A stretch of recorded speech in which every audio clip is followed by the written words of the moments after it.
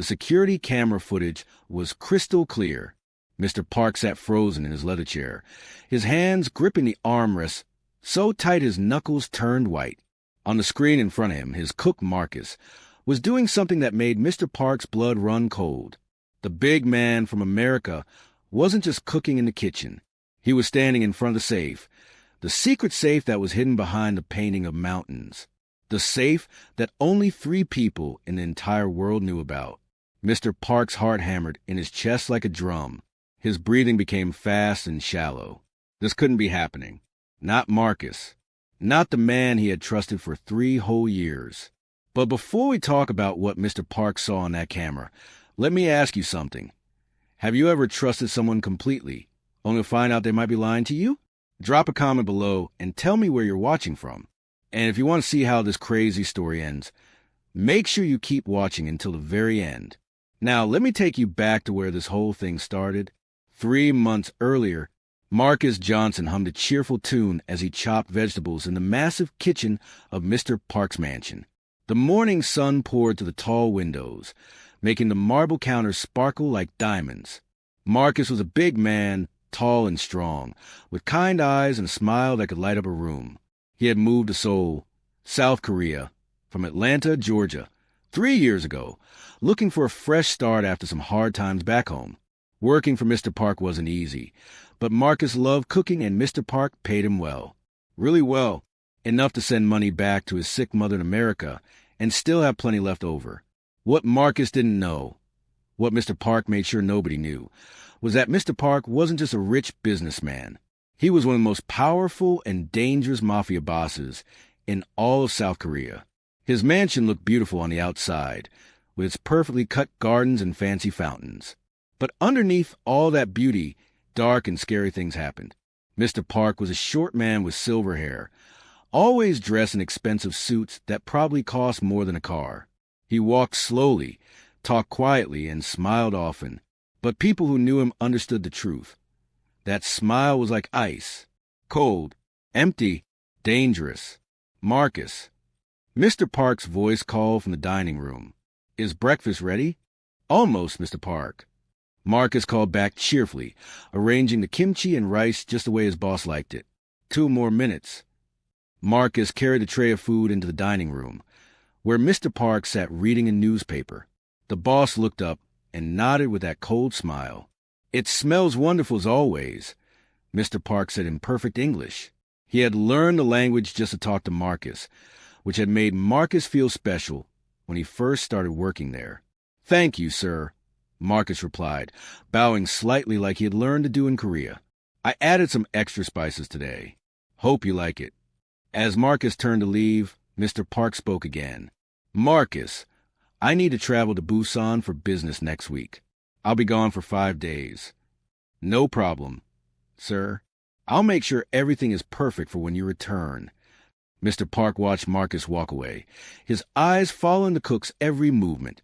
When Marcus disappeared into the kitchen, Mr. Park's smile faded completely. His face became hard and cold, like stone. You see, Mr. Park had a big problem. Someone had been stealing from him. Small amounts of money at first. $10,000 here, $20,000 there. But over the past 3 months, nearly $500,000 had vanished from his accounts. Money that his people had earned through illegal deals and dangerous operations. Mr. Park had many enemies. Other gangs wanted his territory. The police wanted to arrest him. Even some of his own men might want to take his place. But the thief knew things that only someone inside his house could know. Someone close to him. For weeks, Mr. Park had watched everyone. His guards, his driver, his accountant, and yes, even Marcus. At first, he didn't want to believe it could be Marcus. The American cook was always happy, always respectful, always doing his job perfectly. But Mr. Park had learned long ago that the nicest smile could hide the darkest heart. That night, after Marcus had gone to his room in the servants' quarters, Mr. Park made a phone call. Mr. Kim, he said quietly into his phone, I need you to install cameras. Hidden ones. In the kitchen, the hallways, even Marcus's room. I need to see everything. On the other end of the line, Mr. Kim, Mr. Park's head of security, hesitated. Sir, are you sure? Marcus has been loyal for 3 years. That's exactly what a smart thief would do, Mr. Park replied, his voice sharp as a knife. Be loyal for years, gain trust, then strike when no one suspects. Install the cameras tomorrow, while Marcus is at the market. I want them working by evening. Yes, sir. Mr. Park hung up and stood by his window, looking out at the dark garden. The moon was full and bright, casting long shadows across the grass. Somewhere in the distance, a dog barked. If you're stealing from me, Marcus, Mr. Park whispered to himself, I will find out. And when I do... He didn't finish the sentence. He didn't need to. Everyone who worked for Mr. Park knew what happened to thieves. The next day, Marcus went to the big traditional market in Seoul to buy fresh ingredients for the week's meals. He loved the market, the loud voices of sellers, the smell of fresh fish and vegetables, the colorful piles of fruit stacked high. It reminded him of the farmers' markets back home in Atlanta, though everything here was different and exciting. While Marcus was gone, Mr. Kim and 2 technicians moved through the mansion like ghosts. They installed tiny cameras, so small you could barely see them, in 17 different places. One above the kitchen door, one near the pantry, one in the hallway outside Mr. Park's study. And yes, even one hidden in the smoke detector in Marcus's small bedroom. By the time Marcus returned with bags full of groceries, the cameras were all in place, invisible and watching. Welcome back, Marcus, Mr. Kim said, helping carry some bags. The security chief was a muscular man with a scar across his left cheek, but he had always been kind to Marcus. Thanks, Mr. Kim. I got some beautiful salmon today. Mr. Park is going to love dinner tonight. Mr. Kim smiled, but inside, his stomach felt heavy. He liked Marcus. Everyone did. The idea that this gentle, cheerful man might be a thief seemed impossible. But Mr. Kim had learned to never trust feelings in this business. Only facts mattered. That evening, Mr. Park sat in his private office, watching 6 computer screens that showed different camera feeds from around his house. He watched Marcus cook dinner, singing along to American songs playing from his phone. He watched Marcus clean the kitchen, being careful with every dish and knife. He watched Marcus go to his room, read a book, and fall asleep. Nothing suspicious. Not that night, or the next night, or the night after that.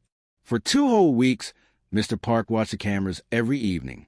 Marcus woke up, cooked breakfast, cleaned, cooked lunch, rested, cooked dinner, then went to bed. The same routine every single day. The man seemed as innocent as a child. Mr. Park began to wonder if he was wrong. Maybe Marcus wasn't the thief after all. But then came the night that changed everything. It was a Tuesday, around 11 o'clock at night. Mr. Park was about to turn off the camera feeds and go to sleep when he noticed something on screen number 4, the camera that watched the main hallway. Marcus's bedroom door opened slowly.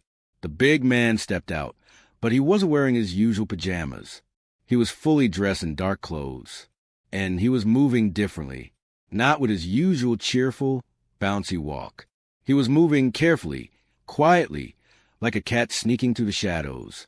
Mr. Park sat up straight, his eyes glued to the screen. Marcus walked down the hallway, looking left and right. He stopped at every corner, listening for sounds. When he reached the main staircase, he paused for almost a full minute, just waiting and watching. "What are you doing, Marcus?" Mr. Park whispered, his heart beating faster. Then Marcus did something that made Mr. Park's mouth fall open. The cook walked straight to Mr. Park's private study, the room where outsiders were never, ever allowed. Marcus looked around one more time, then reached into his pocket and pulled out a key. A key. How did Marcus have a key to the study? Only Mr. Park and Mr. Kim had keys to that door. Marcus unlocked the door and slipped inside. Mr. Park quickly switched to screen number 2, which showed the inside of his study. The room was dark, but the camera had night vision, so everything showed up in a greenish-gray color. Marcus closed the door behind him and turned on a small flashlight. The beam of light moved around the room, passing over Mr. Park's desk, his bookshelves, his expensive paintings. Then the flashlight stopped on one particular painting, the painting of mountains and a peaceful lake. No, no, no, no. Marcus walked straight to that painting. He carefully lifted it off the wall and set it down on the floor. Behind the painting was a safe. A big, heavy safe made of steel, built right into the wall. Mr. Park's secret safe. The one that held $6 million in cash, important documents, and information that could destroy powerful people. Marcus stared at the safe for a long moment. Then he reached into his other pocket and pulled out a piece of paper. Mr. Park's hands trembled as he watched the screen. Marcus was holding that piece of paper close to the safe, and even through the grainy night vision camera, Mr. Park could see numbers written on it. Combination numbers. Impossible, Mr. Park breathed, his voice shaking with anger and shock. How does he know the combination? Marcus's big fingers began turning the dial on the safe. Left, right, left again. Each turn was slow and careful, following the numbers on his paper exactly. The safe made a soft clicking sound. Marcus had opened it. Mr. Park jumped to his feet, his chair crashing backward onto the floor.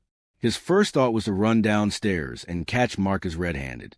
His second thought was to call Mr. Kim and have Marcus arrested, or worse. But then something strange happened on the screen. Marcus opened the safe door wide. The flashlight beam showed stacks and stacks of money inside, along with folders and documents. Enough money to make any person rich for life. Marcus stared at all that cash for a long, long moment. Then he did something Mr. Park never expected. Marcus didn't touch the money. He didn't take a single dollar bill. Instead, he reached past all the cash and pulled out one of the folders from the back of the safe. What was in that folder? Why would Marcus ignore $6 million in cash but take a folder? Mr. Park's mind raced with questions. He watched as Marcus opened the folder and started looking through the papers inside with his flashlight. The cook's face changed as he read. His eyes got wide. His mouth fell open. He looked scared. Marcus took out his phone and started taking pictures of the documents. Click, click, click, page after page. He photographed everything in that folder. After about 10 minutes, Marcus put all the papers back in the folder exactly as he found them. He placed the folder back in the safe in the same spot, closed the safe door, and spun the dial to lock it again. Then he carefully hung the mountain painting back on the wall, making sure it was perfectly straight. Marcus stood back and looked around the study with his flashlight one more time, checking that everything looked normal. Then he turned off his light and quietly left the room, locking the door behind him. Mr. Park watched on different camera screens as Marcus crept back through the hallways to his bedroom. Once inside, Marcus sat on his bed and looked at the photos on his phone. His hands were shaking. The big man who always smiled and sang while cooking looked absolutely terrified. What had Marcus seen in those documents? And who was he sending those pictures to? Mr. Park grabbed his phone and called Mr. Kim. "Sir," Mr. Kim answered, his voice thick with sleep. "Is everything okay? It's almost midnight. Get to my office. Now, we have a serious problem." 20 minutes later, Mr. Kim stood in Mr. Park's office, watching the recorded footage from the cameras. His face grew darker and angrier with each passing second. "I can't believe it," Mr. Kim said, shaking his head. Marcus seemed so trustworthy, so honest. "Everyone seems honest until you catch them being dishonest," Mr. Park replied coldly. He paced back and forth like a tiger in a cage, his hands clasped behind his back. "The question is, what was in that folder that was more valuable to him than $6 million in cash?" Mr. Kim thought for a moment. "Sir, which folder did he take pictures of?" Mr. Park closed his eyes, remembering the layout of his safe. The blue folder, third from the left in the back row. The color drained from Mr. Kim's face. "Sir, that's the folder with the shipping records. The ones that show all our legal business deals with the Chinese gangs and the Russian arms dealers." Now it was Mr. Park's turn to look shocked. The shipping records? But why would Marcus care about those? He's just a cook. "Maybe he's not just a cook," Mr. Kim said quietly. "Maybe he never was." The two men stared at each other as the terrible truth began to sink in. "You think he's a spy?" Mr. Park asked, his voice barely a whisper. or working with the police, or working for one of your enemies. Sir, those shipping records have everything: dates, locations, names, amounts. If those documents get into the wrong hands, every single one of your operations could be shut down. You could go to prison for the rest of your life. Mr. Park felt a cold sweat break out on his forehead. For 3 years, he had let Marcus into his home, let him cook his food, let him walk freely through his mansion. Had it all been a lie? Had Marcus been playing him this entire time, waiting for the perfect moment to strike? We need to find out who he's working for, Mr. Park said, his voice hard as steel now. And we need to get those photos back before we can send them anywhere. Should I grab him now? Mr. Kim asked, cracking his knuckles. We can make him talk. No, Mr. Park said, holding up his hand. Not yet. If we grab him now, whoever he's working for will know we discovered him. They'll just send someone else. We need to be smarter than that. Mr. Park sat down at his desk and pressed his fingers together, thinking hard. Tomorrow, I want you to follow Marcus everywhere he goes. See who he talks to, who he calls, where he sends those photos.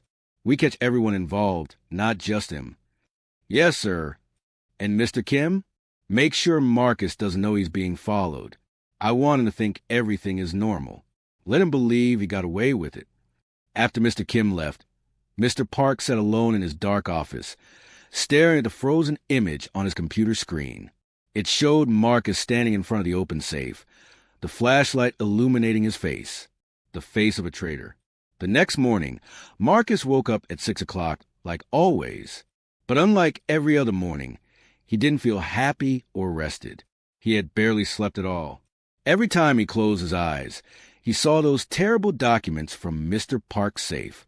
Names of people who had been killed, records of illegal weapons sold to dangerous groups, plans to hurt innocent people. Marcus had known that Mr. Park was involved in some bad business. You didn't get that rich in Korea by just being nice. But he never imagined it was this terrible.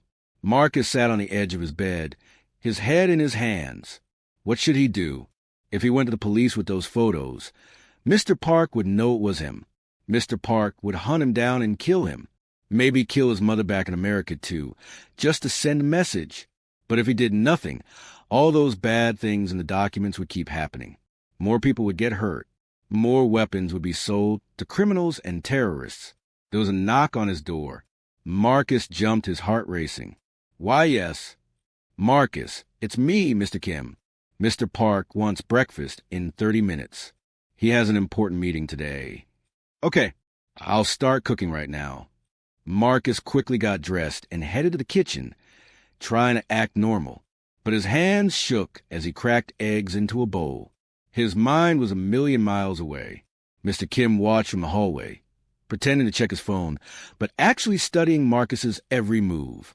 The cook definitely seemed nervous today. Guilty. That confirmed everything. As Marcus cooked, he made a decision. He had sent the photos to his email account last night, but he hadn't done anything with them yet.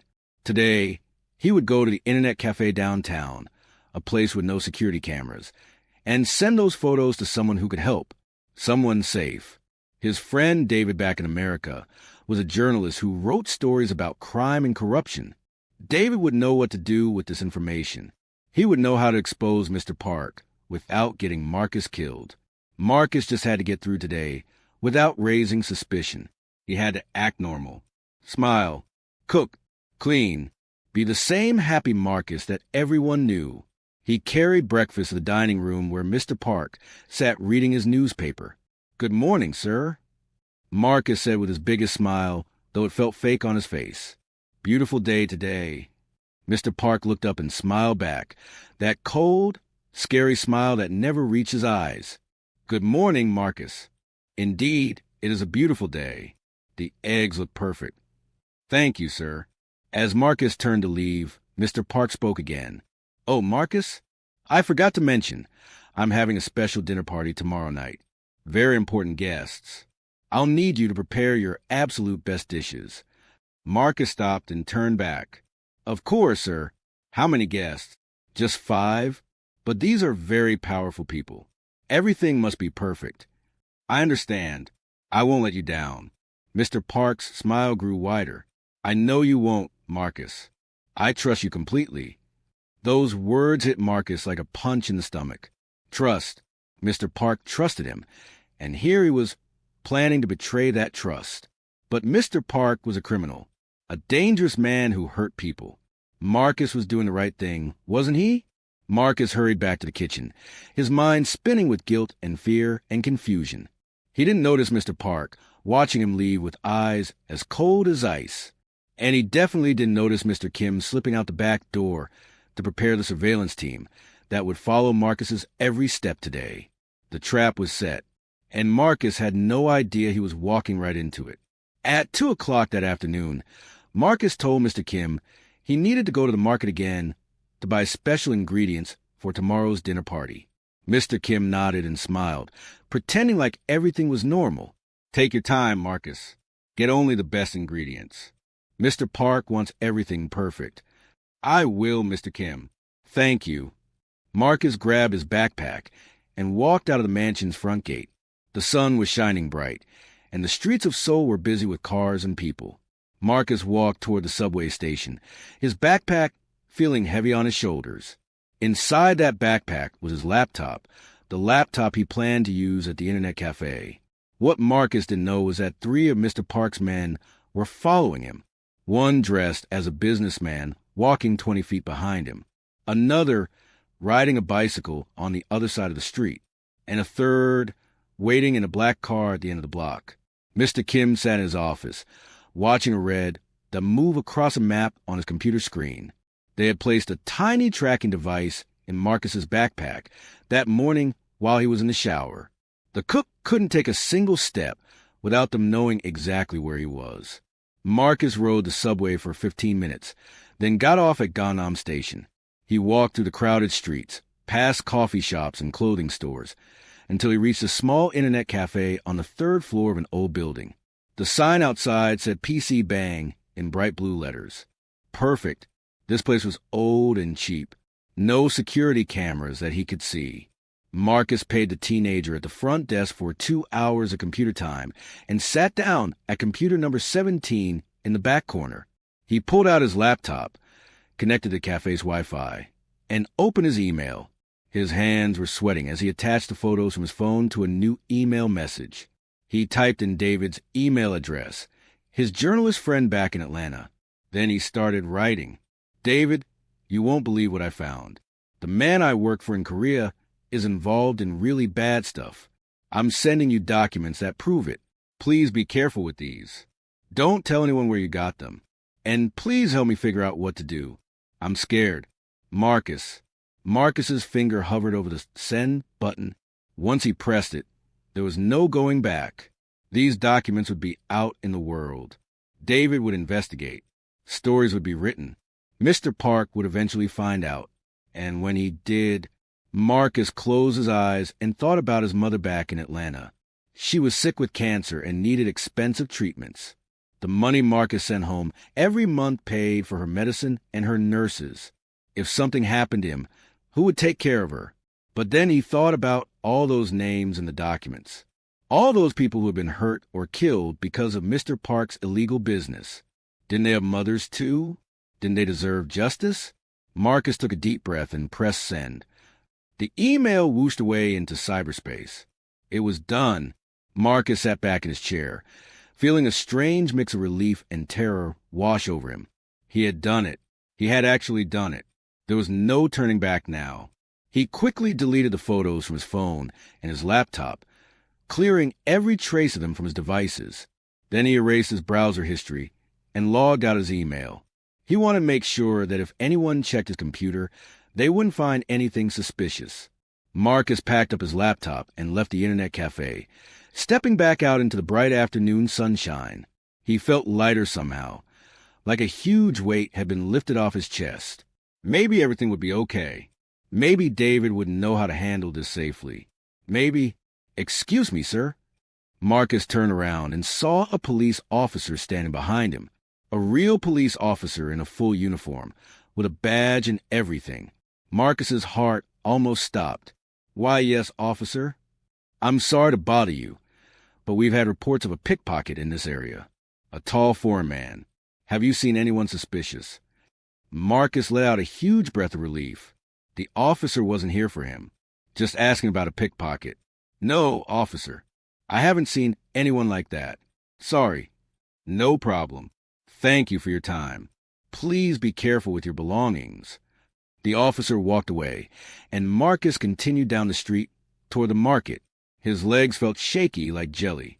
That had scared him so badly. He needed to calm down and act normal, or people would definitely notice something was wrong. What Marcus didn't realize was that the police officer wasn't a real police officer at all. He was one of Mr. Park's men, dressed in a fake uniform. And hidden in his badge was a tiny camera that had recorded Marcus's face perfectly, his scared, guilty expression that told them everything they needed to know. The man in the fake uniform walked into a nearby alley and pulled out his phone. "Mr. Kim? It's Detective Young. I just talked to him. He's definitely nervous about something. Very jumpy." "Good work!" Mr. Kim's voice crackled through the phone. "Keep following him. I want to know everywhere he goes and everyone he talks to." Marcus spent the next hour at the traditional market, buying fish and vegetables and special spices for tomorrow's dinner party. He tried to focus on choosing the best ingredients, but his mind kept wandering back to that email. Had David received it yet? What would he say? How long before the whole world knew the truth about Mr. Park? By the time Marcus returned to the mansion, it was almost 6 o'clock in the evening. The sun was starting to set, painting the sky in beautiful shades of orange and pink. Mr. Kim was waiting at the front door. "Welcome back, Marcus. Did you find everything you needed?" "Yes, sir. I got the most beautiful sea base you've ever seen, and some amazing mushrooms, too. Excellent. Mr. Park will be very pleased." Marcus carried his bags of groceries to the kitchen and started preparing dinner for that evening. As he cooked, he hummed a song, trying to act as normal and happy as possible. But inside, his stomach was tied in knots. Up in his office, Mr. Park watched Marcus on the security cameras. Mr. Kim stood beside him, showing him photos on a tablet. "These are screenshots from the body camera," Mr. Kim explained. "You can see how nervous Marcus was when our fake officer approached him. And look at this." He swiped to another photo. This is from the traffic camera outside the internet cafe. Marcus was inside for exactly 43 minutes. Long enough to send emails. Mr. Park said quietly, "We checked with our contact at the internet cafe. Marcus used computer number 17. He brought his own laptop, but also used their Wi-Fi. Unfortunately, the cafe doesn't keep records of what websites people visit." Mr. Park drummed his fingers on his desk, thinking. "So we know he took pictures of my documents. We know he went to an internet cafe. We can assume he sent those pictures to someone, but we don't know who." "Correct, sir. Then we need to make Marcus tell us." Mr. Kim nodded slowly. "When do you want to do it?" "Tomorrow night, after the dinner party." Mr. Park's eyes were hard and cold. "Marcus thinks he's so clever. He thinks he got away with it. We'll let him cook his beautiful meal for my guests. We'll let him smile and serve the food, thinking everything is fine. And then, when the guests leave and the house is quiet." Mr. Park didn't finish the sentence, but Mr. Kim understood perfectly. "I'll prepare the basement room," Mr. Kim said quietly. The basement room. That's where Mr. Park took people who betrayed him. It was soundproof, with concrete walls and special tools hanging on the walls. Tools designed to make people talk. Once someone went into that basement room, they never came back out the same way. Sometimes they didn't come back out at all. "One more thing," Mr. Park added. "I want you to check on Marcus's mother in America. Find out where she lives, what hospital she goes to, everything. We might need that information." Mr. Kim's expression didn't change, but inside he felt a little sick. He had done many terrible things working for Mr. Park over the years, but threatening someone's sick mother felt especially cruel. Still, he nodded. "Yes, sir. I'll have that information by tomorrow morning." That night, Marcus lay in his bed, staring at the ceiling. He couldn't sleep. Every little sound made him jump. Every shadow seemed suspicious. Around midnight, His phone buzzed with a new email. Marcus grabbed it quickly, his heart pounding. It was from David. Marcus, holy crap. I just saw the documents you sent. This is huge. Huge. But man, you need to be careful. If this Park guy is as dangerous as these documents make him seem, you're in serious danger. Don't do anything else. Don't take any more risks. I'm going to contact some people I know, federal investigators who can handle this properly, but it might take a few days to verify everything. Please stay safe. Delete this email after you read it. David. Marcus read the email 3 times, then deleted it like David said. He felt a little better knowing that David was taking this seriously and getting the right people involved. Maybe in a few days, federal agents would raid Mr. Park's mansion and arrest everyone. Marcus would be free. He could finally leave this scary place and go home to America. Just a few more days. He could survive a few more days.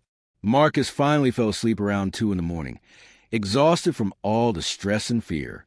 He had no idea that Mr. Park's men had already hacked into his phone hours ago and were reading every single email, text message, and phone call he sent or received. They knew about David. They knew about the federal investigators. They knew everything.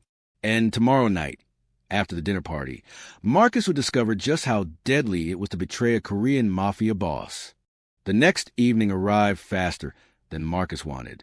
All day long, he cooked and prepared for Mr. Park's special dinner party. He made the most beautiful dishes, grilled sea bass with herbs, perfectly steamed vegetables, handmade dumplings, and a chocolate dessert that looked like a work of art. Marcus tried to stay calm, but his hands kept shaking. Every time Mr. Kim walked past the kitchen, Marcus felt his heart jump. Every time Mr. Park looked at him, Marcus wondered if the boss somehow knew what he had done. But everyone seemed normal. Mr. Park complimented the food. Mr. Kim smiled and chatted with him like usual. Maybe Marcus was just being paranoid. Maybe everything really was going to be okay. At 7 o'clock, the 5 guests arrived. They were all rich, powerful-looking men in expensive suits. Marcus served them course after course, and they praised his cooking loudly, saying it was the best meal they'd ever eaten. By 10 o'clock, dinner was finished. The guests thanked Mr. Park and left in their fancy cars. Marcus cleaned up the dining room and kitchen, washing every dish until it sparkled. Marcus. Mr. Park's voice came from the doorway. Marcus turned around, wiping his hands on a towel. Yes, sir. That was an excellent meal tonight. My guests were very impressed. Thank you, sir. I'm glad they enjoyed it.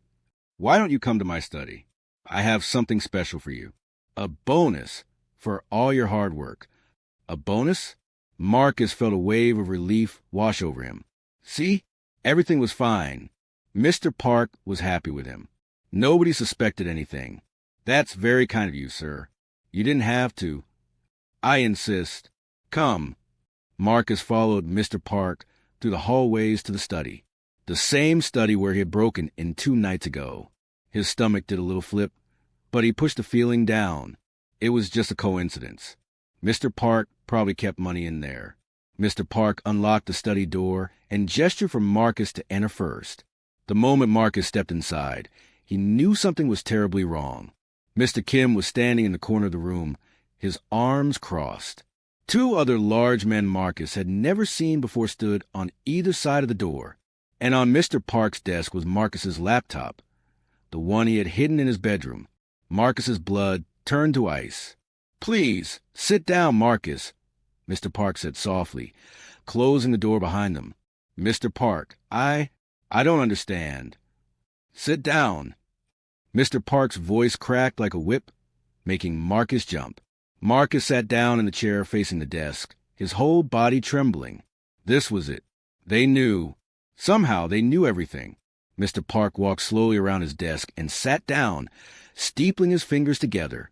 For a long moment, he just stared at Marcus with those cold, dead eyes. 3 years, Marcus. For 3 years, I welcomed you into my home. I paid you generously. I trusted you, and this is how you repay me. Sir, please, I can explain. Mr. Park held up one hand for silence. Then he reached over and turned the laptop around so Marcus could see the screen. It showed Marcus's email to David, the one he thought he had deleted. "We've been reading your emails for the past 24 hours, Mr. Park said calmly. "We know about your friend, David. We know about the federal investigators. We know everything." Marcus felt like he might throw up. "Mr. Park, please listen. Those documents, the things you're involved in, people are getting hurt. I couldn't just what? Mind your own business? Do the job I paid you to do." Mr. Park's voice was getting louder now, angrier. "You came into my home. You stole MY property. You sent MY private documents to journalists. Do you have any idea what you've done?" Tears started running down Marcus's face. "I'm sorry. I'm so sorry. But those documents showed terrible things. Murders. Weapon sales. I had to. You had to nothing." Mr. Park slammed his fist on the desk, making Marcus flinch. "Those documents are MY business. Not yours. You are a cook. Your job is to cook food, not play detective." Mr. Park stood up and began pacing back and forth, his face red with anger. "Because of you, I now have federal investigators looking into my operations. Because of you, I have to shut down 3 years of carefully planned business deals. Because of you, I might lose millions of dollars. I didn't mean to." "Oh, but you did mean to. You very carefully planned this, didn't you? Sneaking into my study at night, taking pictures of my documents, going to an internet cafe to cover your tracks. You thought you were so smart." Marcus was crying openly now, his whole body shaking with fear. "Please, Mr. Park, I'll do anything. I'll tell David it was all fake. I'll say I made it up. Please don't hurt me. Please." Mr. Park stopped pacing and looked at Marcus with something almost like pity. "You know what the funny thing is, Marcus? You were never the thief I was looking for." Marcus blinked through his tears. "What?" "Someone has been stealing money from me for months. I thought it was you. That's why I installed the cameras. But when I watched you break into my safe, you didn't take any money. You took something much more valuable. Something I never expected." Mr. Park walked over to the painting of the mountains and lifted it off the wall, revealing the safe behind it. He opened it and pulled out the blue folder, the one Marcus had photographed. "These documents," Mr. Park continued, waving the folder in the air, "contain information that could destroy me. Information about my partners, my deals, my operations. And now that information is in the hands of people who want to see me in prison." He tossed the folder onto the desk in front of Marcus. "So here's what's going to happen. You're going to contact David right now and tell him those documents were fake. You're going to say you were angry at me for not giving you a raise. So you made up those papers to get revenge. You're going to convince him to destroy everything you sent." Marcus shook his head. "He won't believe me. He's already contacted federal investigators. They're probably already verifying." "Then you'd better be very convincing," Mr. Park interrupted. "Because if those investigators come here, if they arrest me based on those documents, I will make sure something very bad happens to your mother in Atlanta." Marcus's heart stopped. My mother? No, please. She's sick. She has cancer. She has nothing to do with this. I know all about your mother, Marcus. I know she lives at 2847 Peachtree Street. I know she goes to Emory Hospital for treatment every Tuesday and Thursday. I know her nurse's name is Linda. Should I continue? Marcus couldn't breathe. His chest felt tight, like someone was squeezing his lungs. Please, she's innocent. Mr. Park leaned down until his face was inches from Marcus's. So was I, until you decided to ruin my life. Now, even make that phone call, or do I need to make a phone call of my own? Marcus looked into Mr. Park's eyes and saw nothing but cold, hard certainty. This man would really do it. He would really hurt an innocent, sick old woman just to protect himself.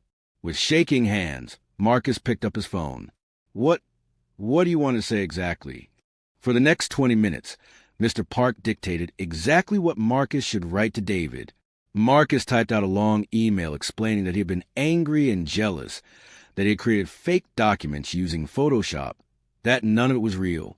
He begged David to forget everything and delete all the files. "Now send it," Mr. Park commanded. Marcus pressed send, feeling a piece of his soul die with that click. "Good," Mr. Park said, taking the phone away from Marcus. "Now we wait to see if your friend believes you. And if he doesn't?" Mr. Park smiled that terrible, cold smile. "Then I suggest you start praying for your mother's safety." 3 days later, Marcus sat in his small bedroom, feeling completely empty inside.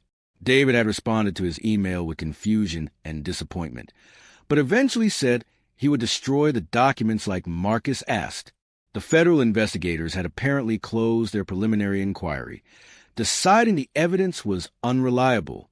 Mr. Park's operations were safe, but Marcus was not. Every day now, Mr. Kim watched him like a hawk. Cameras followed his every move. He wasn't allowed to leave the mansion anymore. Mr. Park said it was for security reasons, but Marcus knew the truth. He was a prisoner. Marcus had tried to do the right thing. He had tried to stop bad people from hurting others. But in the end, all he had done was put his own mother in danger and trap himself in this beautiful mansion that had become his jail. That evening, as Marcus prepared dinner, he looked out the kitchen window at the setting sun. Somewhere out there, people were free. People were happy. People were living normal lives. But not Marcus. He had learned a terrible lesson. Sometimes the truth isn't enough to defeat evil. Sometimes evil is too powerful, too smart, too ruthless. And sometimes good people lose. As Marcus chopped vegetables with tears running down his face, he heard Mr. Park's voice in the dining room. "Marcus, is dinner ready?" "Yes, sir," Marcus called back, his voice hollow and dead. "Coming right now, sir." He picked up the dinner tray with shaking hands and carried it through the hallway, past the cameras, past the guards, past the painting of mountains that hid so many terrible secrets. Marcus had seen what was on those cameras, evidence of his own betrayal and the destruction of his dreams. And now he would spend every day of his life remembering that moment when he thought he could be brave, when he thought he could make a difference. The moment before everything fell apart. The end. If this story kept you on the edge of your seat, please subscribe to this channel to support our growth. Drop a comment below and let us know what you thought about Marcus's story. Should he have stayed silent, or was he right to try exposing the truth? We'd love to hear your thoughts.